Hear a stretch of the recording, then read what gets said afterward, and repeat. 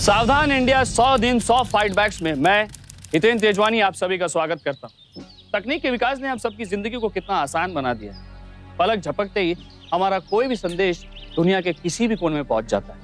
आज कंप्यूटर के जरिए घर से दूर होकर भी हम हमारे अपनों से बात कर सकते हैं, उन्हें देख सकते हैं। कंप्यूटर, इंटरनेट, मोबाइल, ये सब हमारी जिंदगी का अहम हिस्सा बन चुके हैं। लेकिन हर चीज के दो पहलू होते हैं। तकनीक का पहला पहलू अगर सुविधा है तो दूसरा पहलू मुसीबत भी है। इंटरनेट के जरिए महिलाओं के चरित्र के साथ खिलवाड़ करने वाले अपराधी या तो किसी बदले की भावना से ये काम करते हैं या फिर एक तरफा प्यार में नाकाम होने के बाद भी इस तरह की घटिया हरकत करते हैं। आज जो केस हम आपको दिखाने जा रहे हैं वो गरिमा गुप्ता की कहानी है। पति से तलाक के बाद एक कंपनी में काम कर रही गरिमा गुप्ता रोजाना की तरह अपने काम में उस दिन भी व्यस्त थी, इस बात से बिल्कुल अनजान कि उसके साथ किस तरह का घिनौना खेल खेला जा रहा है।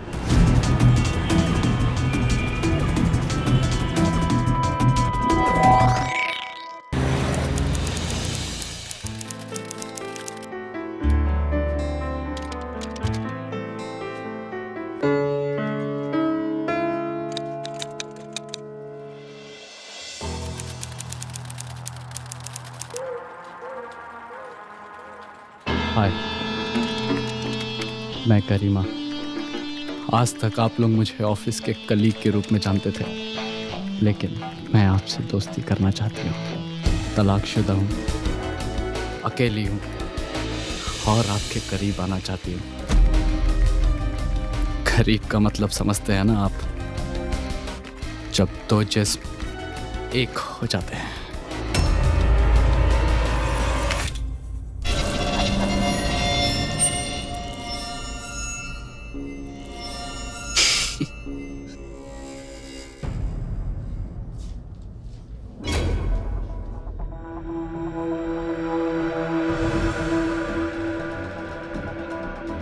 हाय, मैं गरिमा। तुमने अब तक मुझे सिर्फ अपने ऑफिस कलीग के रूप में देखा है, लेकिन मैं तुम्हारी दोस्त बनना चाहती हूँ। तलाकशुदा हूँ, तुमसे दिल का रिश्ता बनाना चाहती हूँ। बहुत करीब का रिश्ता बनाना चाहती हूँ। करीब का मतलब समझते हो ना? दो जिस्म जब एक हो जाते हैं।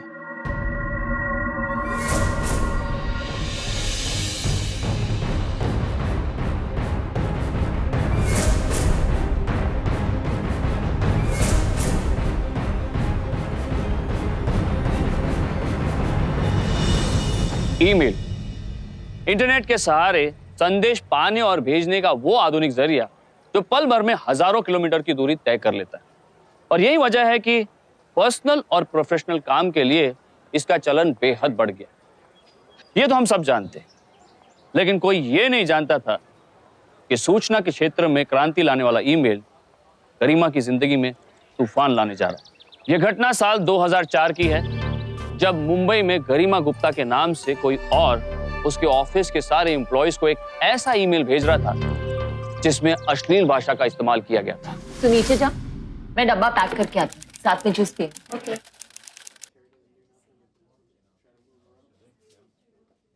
लंच अकेले कर लो, डिनर साथ ही करेंगे।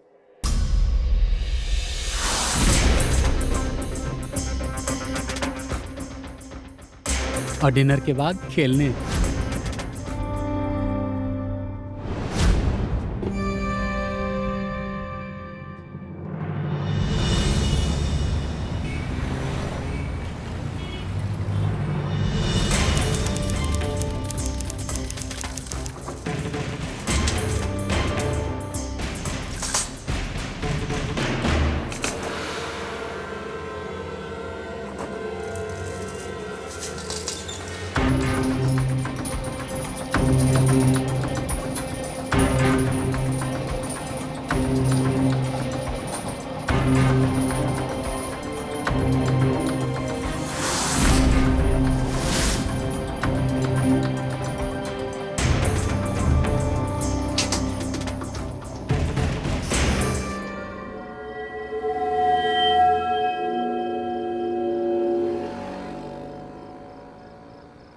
गरिमा, कहाँ जा रही हो अकेले अकेले?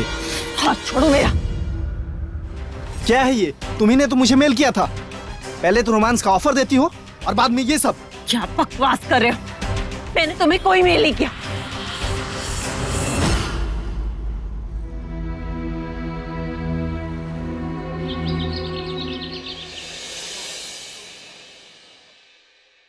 सर, मैं अपने ऑफिस कोलीग मिस्टर संजय के खिलाफ कंप्लेन करने आई हूँ। साहब जानते हैं, कल पार्किंग में उसने मेरा हाथ पकड़ा और मेरे साथ बदतमीजी की सर। किसी और की कंप्लेन करने से पहले आप अपने आप को देखिए। जी सर। इतनी इनोसेंट मत बनी मिस गरिमा। कल आपने अपने मेल आईडी से वो जो जिस्मो जहां वाला मेल भेजा है ना, वो मुझे भी मिला है। कौन सा मेल सर? देखिए, मैं आपको दिखा सकता हूँ। ये देखिए।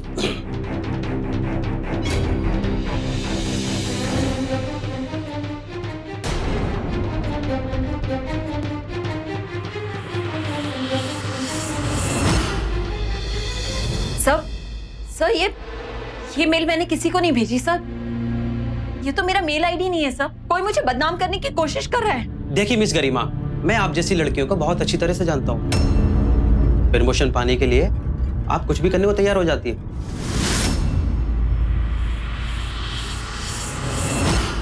एक मिनट मैडम, एक मिनट। ये मेल आईडी इंटरनेट क्या बोले जा रही है? फिर से बोलो, आपकी शिकायत क्या है?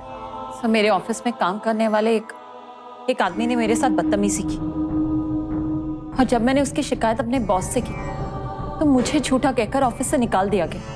ये आपके ऑफिस का मैटर है, इसमें मैं क्या कर सकता हूँ? सर, पर मेरे साथ जिसने छेड़खानी की उसे जेल होनी चाहिए, ना कि मुझे इस तरह नौकरी से निकाला जाना चाहिए। अपने ऑफिस का नंबर दो। 6637-022 एक्सटेंशन 23। आपके बॉस का नाम क्या है? Mister Dinesh Jain. Hello mister Jain.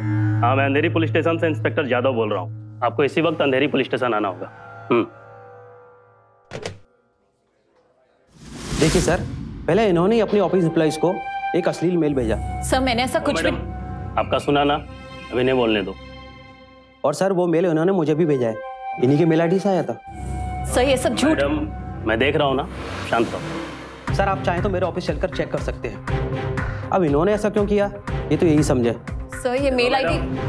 फिलहाल मैं आप पे कोई एक्शन नहीं ले रहा हूँ, लेकिन दोबारा ऐसी हरकत की या किसी पे झूठा इल्जाम लगाया तो ये अच्छा नहीं होगा।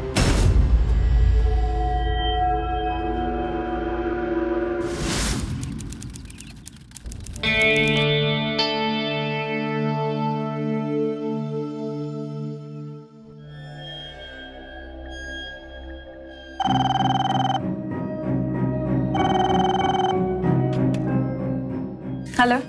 सिर्फ रंगीन बातें ही करती हो या कुछ? कौन बोल रहा है? मेरे बारे में जान के क्या करोगी? अपने बारे में बताओ स्वीटी। अच्छा ये बताओ, अभी क्या पहन रखा है तुमने?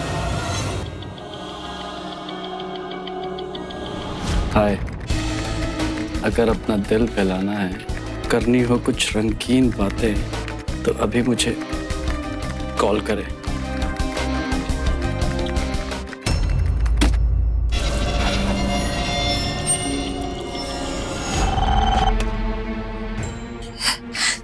हेलो। एक रात गुजारोगे मेरे साथ?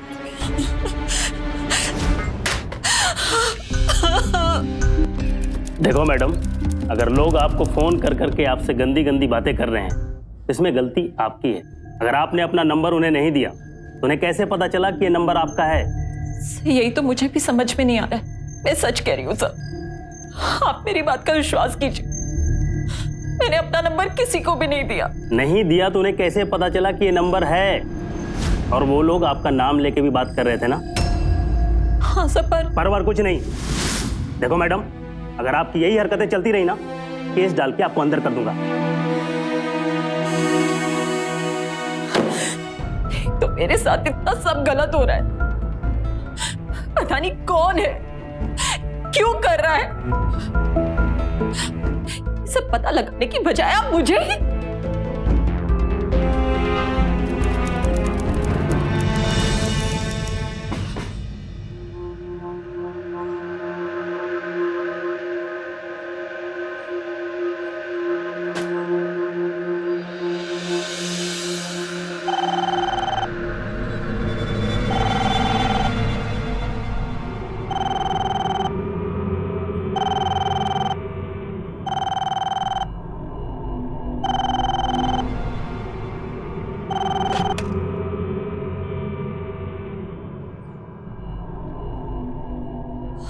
हेलो,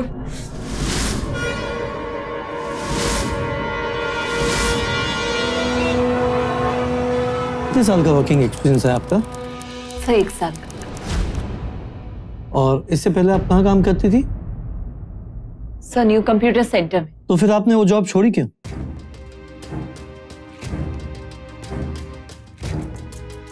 कुछ पर्सनल रीजंस थे। देखिए मिस करीमा, जब आपकी जॉब एप्लीकेशन हमारे पास आई थी उसी वक्त हमने आपकी प्रीवियस कंपनी से सारी इंफॉर्मेशन निकाल ली थी। वो सब झूठ है सर। आप बोल रही हैं। सारे प्रूफ है उनके पास आपके खिलाफ। जिस वजह से आपको आपकी प्रीवियस कंपनी ने जॉब से निकाला था उसी वजह से हम आपको हमारी कंपनी में जॉब नहीं दे सकते। आप जो काम करती हैं वही करिए, कोई भी कंपनी जॉब नहीं दे सकती। ये रही आपकी file and you may leave now.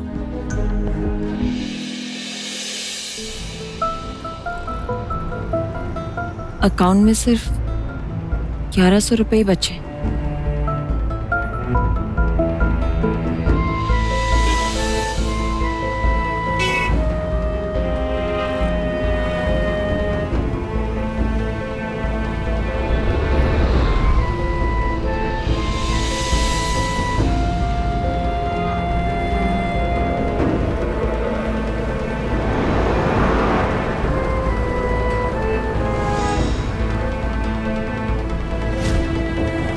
अपनी रातों को और हसीन बनाना चाहते हो तो मुझसे आके मिले। मेरा एड्रेस है अंधेरी लोखंड वाला M225। सब पहले तो बात सिर्फ फोन कॉल्स तक थी, लेकिन अब तो लोग मेरे घर तक आने लगे हैं सब। डोरबेल बजती है तो लगता है कि पता नहीं अब इस घंटी के साथ और कौन होगा। अगला आदमी मुझसे कैसे गंदे सवाल करेगा। सर प्लीज प्लीज मेरी हेल्प कीजिए सर, प्लीज।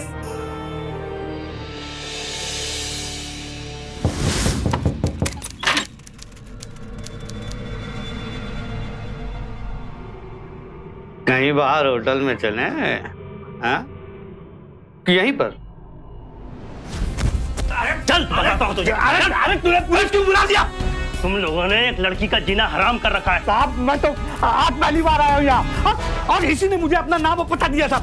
झूठ बोल रहा है। झूठ मैं बोल रहा हूँ, तुम झूठ बोल रही हो। कल इंटरनेट में चैटिंग करते हुए तुमने अपना नाम और एड्रेस दिया था कि नहीं? और यहाँ पर पुलिस को बुला लिया। अगर आपको मेरी बात पर विश्वास नहीं है तो आप चेक कर लीजिए मेरे कंप्यूटर को। मात्रे छोड़ दे इस आदमी को, समझाओ। सही है। बहुत देख लिया तेरा नाटक।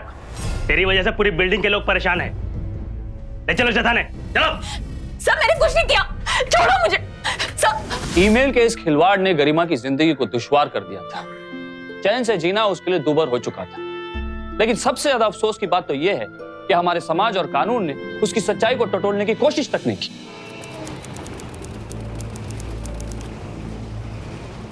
अरे फोटो वाली लड़की तू ही है ना? तुझसे मिलने तेरे घर आऊं क्या? अरे कितना लगी? अरे नंबर तो दे दे।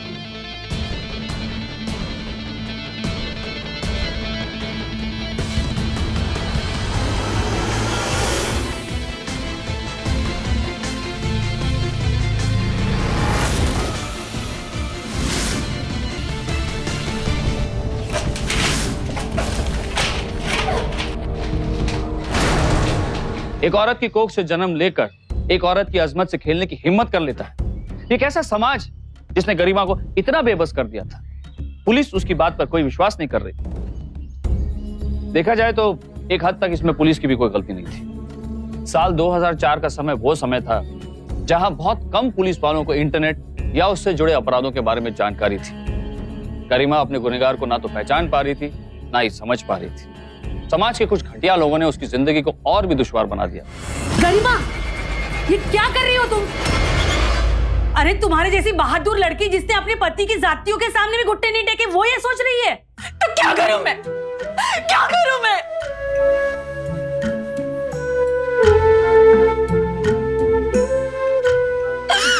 बाहर जाती हूँ देने के लिए तैयार नहीं है। ऊपर से पुलिस और भी मुझे गलत समझती है। अब ऐसे में मेरे पास करने के अलावा और कोई ऑप्शन नहीं बचा आंटी। गरिमा, शांत हो जाओ बेटा, शांत हो जाओ और मेरी बात ध्यान से सुनो। शायद मैं तुम्हारी कोई मदद कर सकती हूँ। मेरा एक दूर का रिश्तेदार है जो कंप्यूटर और इंटरनेट के बारे में जानता है, वो शायद तेरी मदद करेगा। सर ये देखिए, ये वो प्रिंट आउट। सर ये फोटो जो आप देख रहे हैं ना, ये मेरी ओरिजिनल फोटो है और ये वो फोटो है जो इंटरनेट पे डाली। सर इस फोटो में मेरा ओरिजिनल फेस मॉर्फ किया गया है। मतलब सर ये मेरी पिक्चर्स नहीं है। हाँ सर, और आजकल कंप्यूटर पे ऐसी पिक्चर्स अपलोड करने वाले क्राइम। क्या ये अपलोड है क्या? सर अगर आप अपने कंप्यूटर से इंटरनेट यूज करके कोई भी चीज किसी भी वेबसाइट पे डालते हैं तो उसे सर अपलोड कहते हैं। अरे और कोई नहीं है, इन्हीं मैडम ने वो क्या अपलोड किया होगा ये। और वो जो इनके नाम का मेल आईडी है ना। नहीं सर। सर मैं आपके नाम से आपकी ईमेल आईडी बना के किसी को भी कुछ भी मेल कर सकता हूँ। कैसे?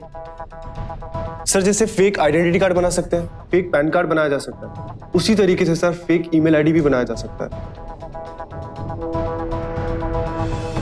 फिर तो ये फ्रॉड का केस हुआ। हाँ सर, और ऐसे केसेस को इंटरनेट फ्रॉड कहा जाता है।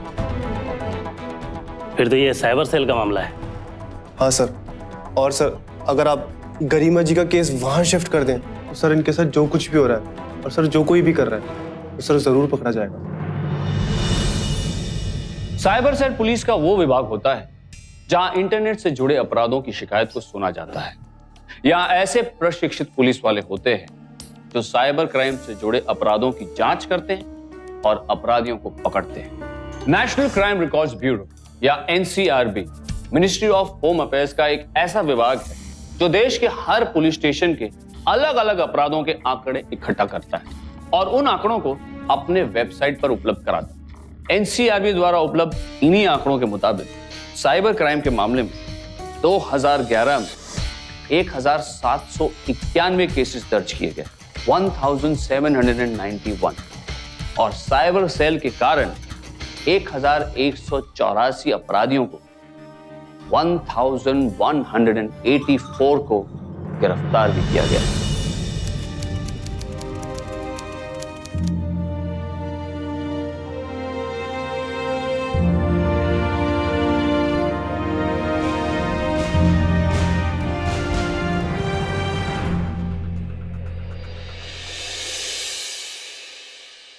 देखिए मैडम, ये काम आपके साथ किसी ऐसे आदमी ने किया है जो आपको बहुत अच्छी तरह से जानता है।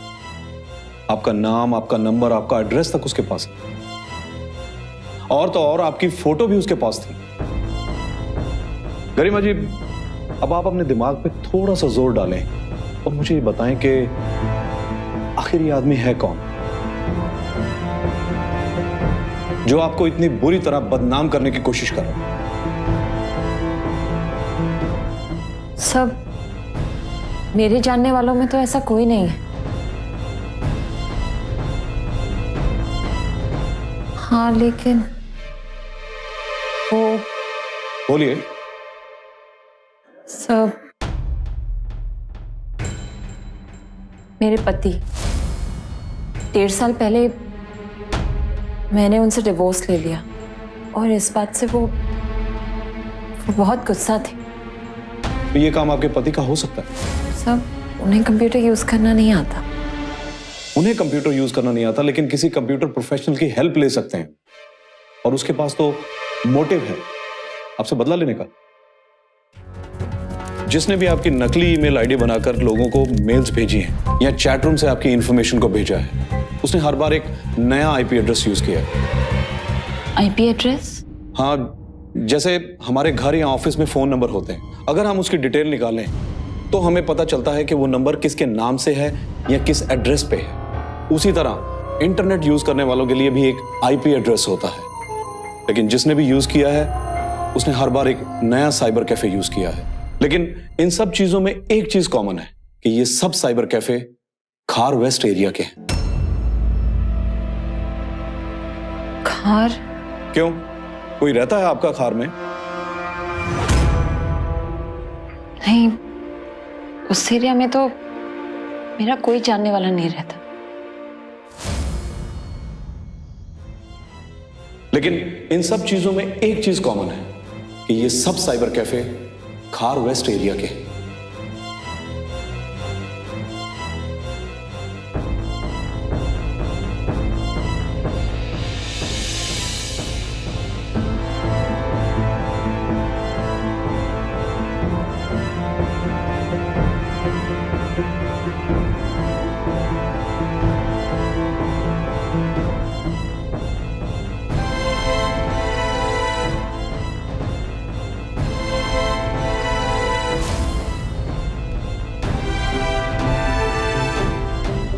अभी सर वो मेरे साथ कॉलेज में था, बाकी लड़कों की तरह ही था, एकदम नॉर्मल। लगभग 7-8 साल हो गए इस बात को। कॉलेज के टाइम उसने मुझे फ्रेंडशिप कार्ड भी भेजा था और उसके बाद प्रपोज भी किया, लेकिन मैंने मना कर दिया और कुछ टाइम बाद ही मेरी शादी हो गई। दोबारा कभी उससे मुलाकात नहीं हुई आपकी? जी सर, करीब 1 साल पहले जिस ऑफिस में मैं काम किया करती थी उसने वही ऑफिस ज्वाइन किया। अभी मैं गरिमा, कॉलेज में हम लोग साथ में थे, 2nd and 3rd ईयर। राशि, अरुण और गरिमा गुप्ता। जब से तुम्हें देखा मैं यही सोच रहा था कि कहाँ देखा है तुम्हें। काफी बदल गई हो तुम। लेकिन तुम बिल्कुल भी नहीं बदले। कॉलेज में भी हमेशा अकेले और शाय रहते थे। अच्छा हुआ तुमने खुद से मुझे पहचान लिया, वरना मैं तो तुम्हें पहचान ही नहीं पाता। ओके बॉस, आप काम करिए, बाद में मिलते हैं। सर फिर वो बार बार बहाने ढूंढा करता था मेरे साथ टाइम स्पेंड करने के। चलो मैं तुम्हें घर छोड़ देता हूँ, तुम्हारे घर के रास्ते जा रहा हूँ। ओके, अभी बस यहीं रोक दो।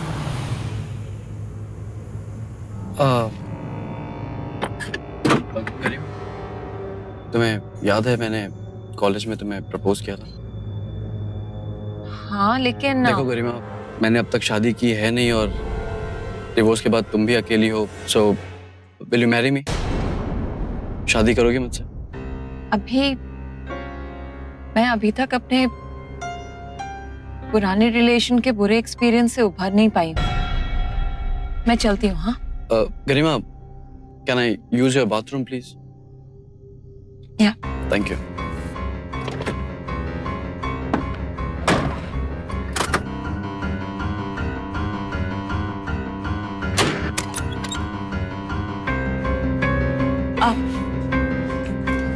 I'm sorry, ये सब ऐसे ही फैला हुआ है। अरे रहने दो, घर पे कोई आता नहीं है ना, तो अकेले सब ऐसे ही रहते हैं। मेरे घर में भी सब ऐसे ही पड़ा रहता है। बाथरूम? हाँ, वहाँ लेफ्ट।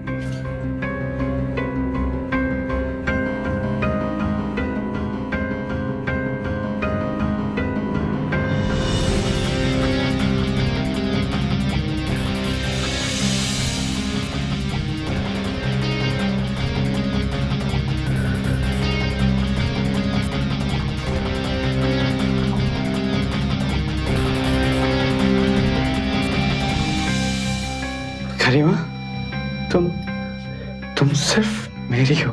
शायद इसीलिए तो किस्मत ने हमें फिर से मिलाया है। हाँ? तुम सिर्फ मेरी होकर रहोगी, सिर्फ मेरी।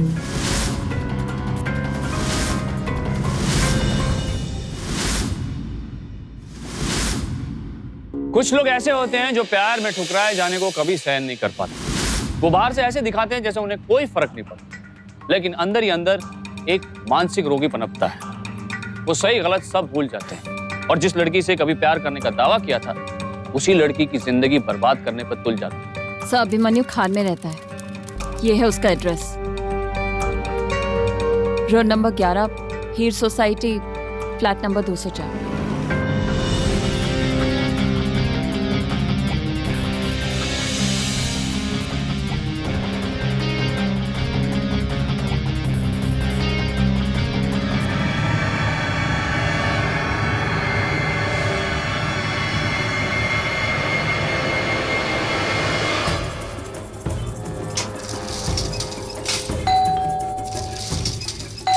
हवलदार, दरवाजा तोड़ दो।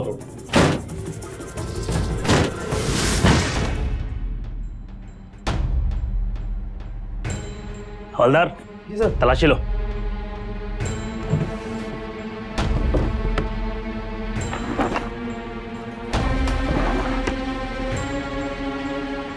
सर ये देखिए सर,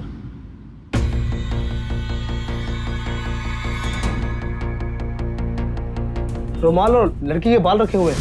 हमारे पहुंचने से पहले ही वहां से वो गायब हो गया था, लेकिन उसके घर से जो आपकी तस्वीर और दूसरा सामान मिला है, उससे तो ये साफ हो गया है कि वो आपकी जिंदगी में इतना ज्यादा प्रॉब्लम क्रिएट करने वाला वही था। सर अगर अभिमन्यु जल्दी नहीं पकड़ा गया तो वो मेरे लिए बहुत प्रॉब्लम क्रिएट कर दे। आप एक काम कीजिए,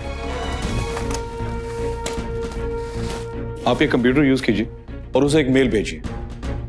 उसमें लिखिए कि पुलिस के पास जाना आपकी गलती थी और उसका मैरिज प्रपोजल ठुकराना आपकी भूल, और अब आप उस भूल को सुधारना चाहती हैं अभिमन्यु से शादी करके।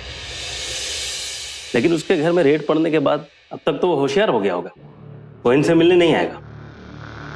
हमें उसे मिलने के लिए बुलाना भी नहीं है।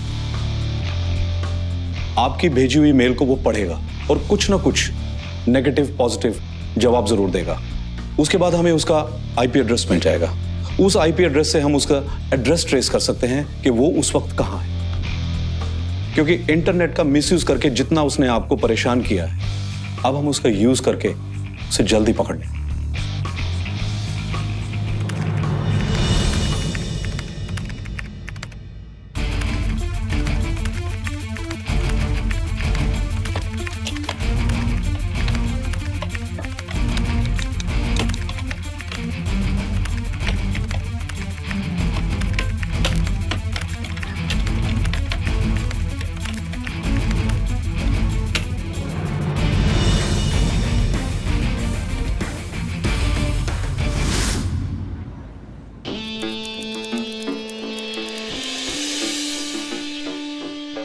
हाय अभी, मुझे अपनी गलती का एहसास हो गया है। मुझे पुलिस के पास नहीं जाना चाहिए था। तुम्हारे शादी के प्रपोजल को ठुकराना भी बड़ी भूल थी मेरी। अब अपनी भूल सुधारना चाहती हूँ, तुमसे शादी करना चाहती हूँ। अगर तुम मुझे अब भी प्यार करते हो तो मुझे पूरी उम्मीद है कि तुम मुझे माफ़ कर दोगे और मुझसे मिलने आओगे। प्लीज़ जवाब ज़रूर देना भी। तुम्हारी गरिमा। गरिमा, तुम्हारे प्यार में पागल ज़रूर हूँ लेकिन बेवकूफ़ नहीं हूँ जो तुम्हारे इस झूठे नाटक में फंस जाऊँ। मुझसे मिलने के बहाने तुम मुझे पुलिस में पकड़वाना चाहती हो।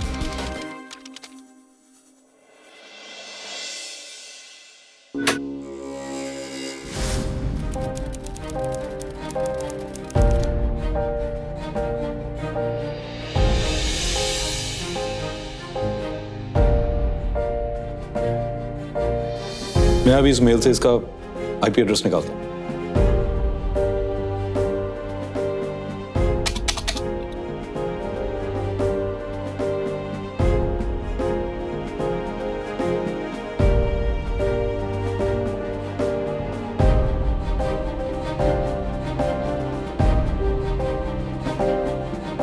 सावंत,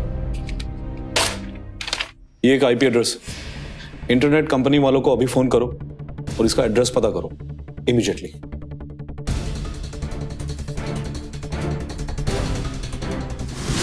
सर वो ये टाइम पे मीरा रोड में है, ये रहा वहां का address. That's great. Inspector Jadhav, Abhimanyu का पता चल गया है, वो इस वक्त मीरा रोड पे है। आप अपनी टीम को लेके पहुंचो, मैं अभी पहुंच रहा हूं।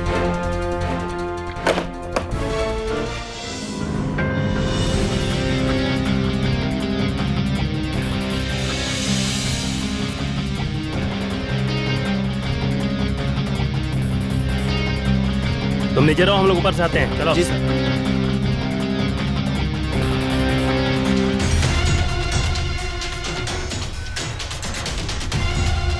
क्या वो? सर ऊपर गए। क्या हुआ? मिला क्या? ऊपर नहीं है। चलो।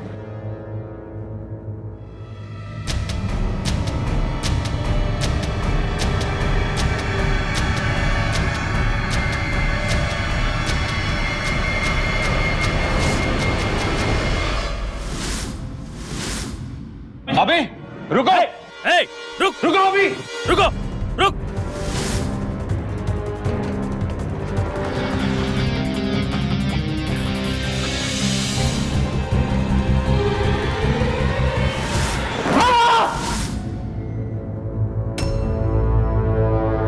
मैं नहीं किया था वो सब।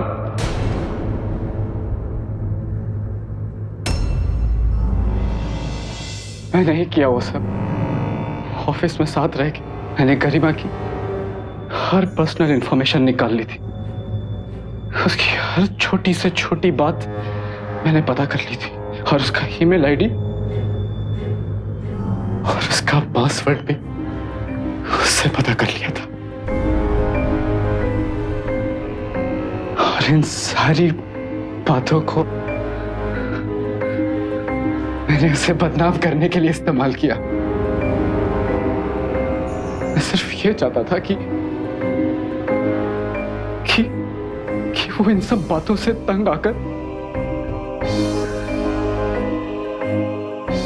मेरे पास आ जाए, सिर्फ मेरी हो जाए, सिर्फ मेरे लिए, सिर्फ मेरे लिए।